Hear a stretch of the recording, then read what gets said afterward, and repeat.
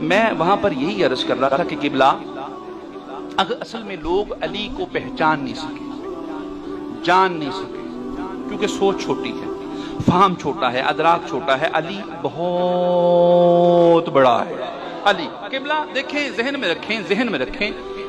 بعض اوقات آپ بھی سوچتے ہیں، میں بھی سوچتا ہوں، یار اتنی واضح حدیثیں، 6666 آیتیں، 300 کا عقیدہ کسی اور کا ہے، میرا نہیں۔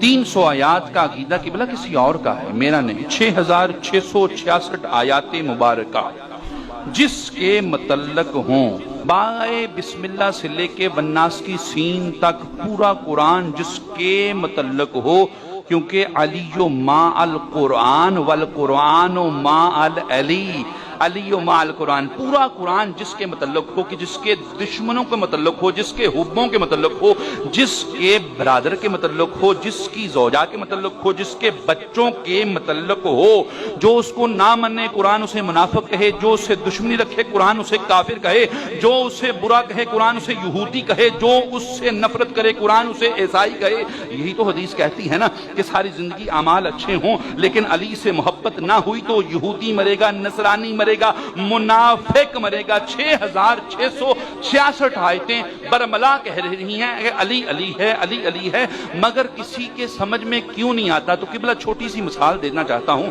اگر کسی کی سمجھ میں آئے ذہن میں رکھیں۔ جب بچہ اپنی ماں کے پیٹ میں ہوتا ہے تو اس کے لیے دنیا جو ہوتی ہے، دنیا کا جو حدود اربع ہوتا ہے، دنیا کی جو وسعت ہوتی ہے، وہ صرف 1.5 سے 2 فٹ ہوتی ہے۔ ماں کے پیٹ میں اس کے ذہن میں یہی ہے کہ دنیا اتنی ہے، لیکن جب وہ دنیا سے باہر آتا ہے اس کے لیے دنیا صرف اتنی ایک کمرہ، وہ اس دیوار کو دیکھتا ہے، اس کے لیے دنیا یہ ہے، یہاں سے لے کے یہاں تک، وہاں سے لے کے یہاں تک۔ جب وہ اپنے گھر سے، کمرے سے باہر نکلا ہے، اس کے لیے دنیا تھوڑی سی اور بڑی ہوتی ہے۔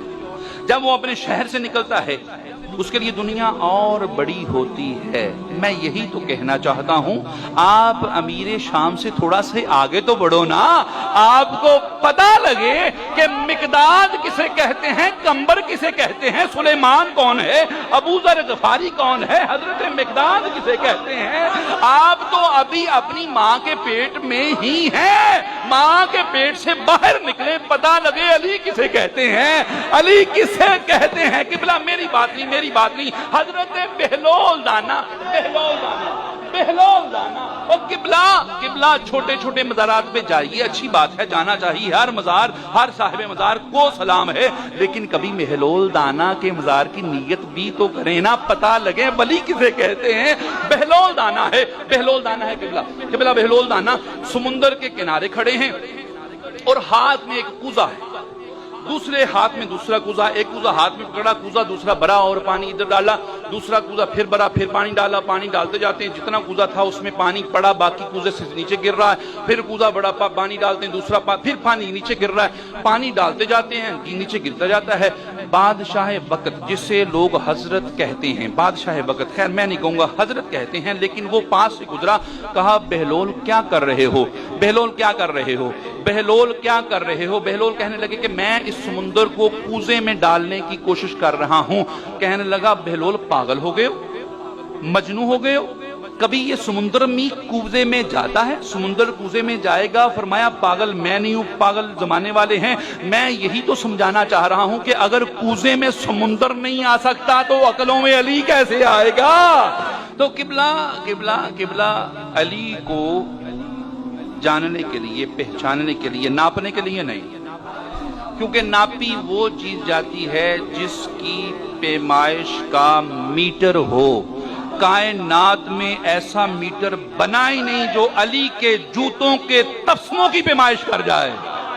ہاں ماپا اور پیمائش اور وزن اس کے ہوتے ہیں، لوگوں کے لیے چوتھے نمبر پہ ہوگا۔ میں کہتا ہوں تجھے ترازو دیا کس نے ہے؟ وہ ایسا کائنات میں ترازو قبلہ آیا کہاں سے جو علی کے جوتوں کو پیمائش نہ کر سکے، وہ علی کی پیمائش